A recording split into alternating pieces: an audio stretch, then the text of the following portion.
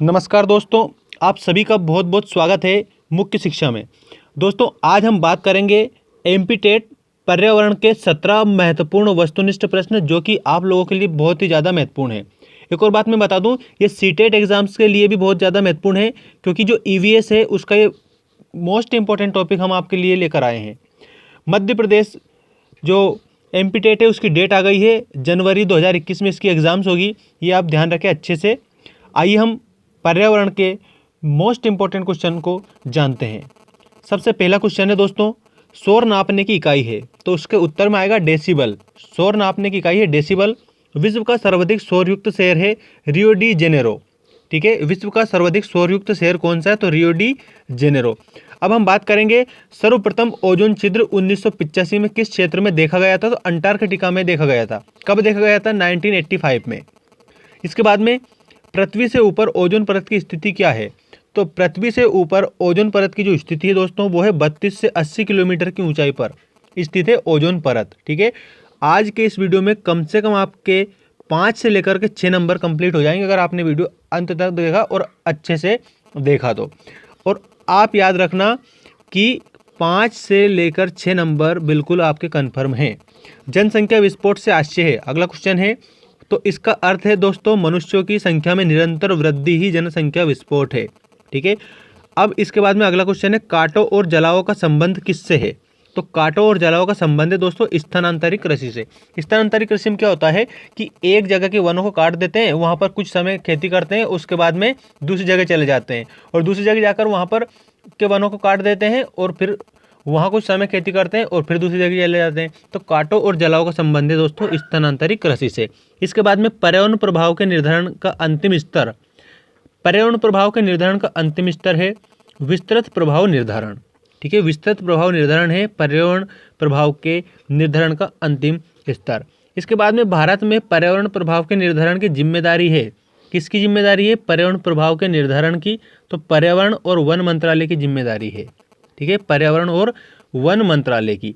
अब हम बात करते हैं अगले क्वेश्चन की, चिपको आंदोलन। दोस्तों, ये चिपको आंदोलन कई बार पूछा गया है, ध्यान रखें, सीटेट में पूछा गया है। ये चिपको आंदोलन प्रारंभ हुआ तो उत्तराखंड में प्रारंभ हुआ था चिपको आंदोलन। इसके बाद में अगला क्वेश्चन है, भारत में सीएनजी का उपयोग सबसे पहले प्रारंभ कहाँ पर हुआ? तो दिल्ली में। भारत में सीएनजी का उपयोग सबसे पहले प्रारंभ हुआ दिल्ली में हुआ दोस्तों। दिल्ली भारत की राजधानी है। इसके बाद में भारतीय सिंहों का प्राकृतिक आवास आरक्षित क्षेत्र है।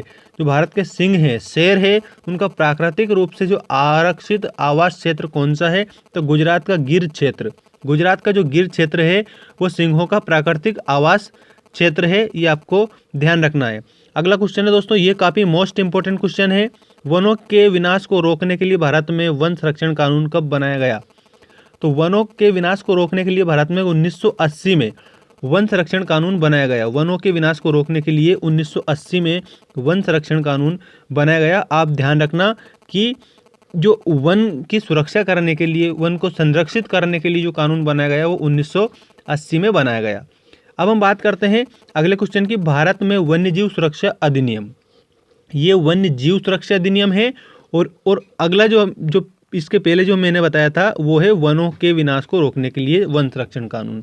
तो वन संरक्षण कानून 1980 और वन्य जीव सुरक्षा अधिनियम 1972। इसमें आप बिल्कुल भी कंफ्यूज ना हो। तो भारत में वन्य जीव सुरक्षा अधिनियम कब पारित हुआ? तो आप बताएंगे 1972 में। 1972 में वन्य जीव सुरक्षा अधिनियम पारित हुआ। इसके बाद में एक और क्वेश्चन है अगला, 6 से 14 वर्ष 6 से 14 वर्ष तक की आयु के सभी बच्चों को निःशुल्क और अनिवार्य शिक्षा का अधिकार किस मौलिक अधिकार के अंतर्गत आता है? तो वो आता है संस्कृति एवं शिक्षा संबंधी अधिकार के अंतर्गत आता है। 6 से 14 वर्ष के बच्चों को अनिवार्य रूप से शिक्षा दिलाना हर माता पिता का कर्तव्य है। तो ये आपको ध्यान रखना है, किसके अंतर्गत आता है? संस्कृति और शिक्षा संबंधी मौलिक अधिकार के अंतर्गत आता है। अब फसलों से एक न एक क्वेश्चन जरूर बनेगा, ये ध्यान रखना आप।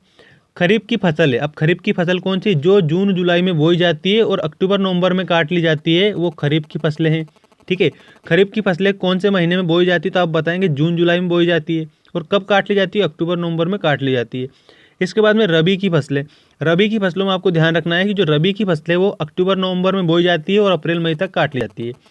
ठीक है। प्रश्न इस प्रकार से बन सकता है कि रबी की फसलें किस मंथ में बोई जाती है, तो आप बताएंगे अक्टूबर नवंबर में बोई जाती है। रबी की फसलें किस मंथ में काटी जाती है, तो अप्रैल मई में काट ली जाती है, ठीक है। और खरीफ की फसलें तो आप बताएंगे जून जुलाई में बोई जाती है और अक्टूबर नवंबर में काट ली जाती है।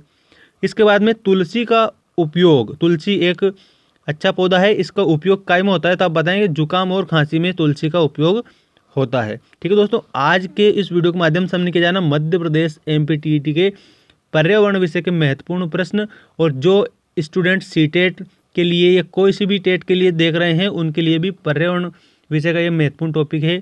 Thanks for watching.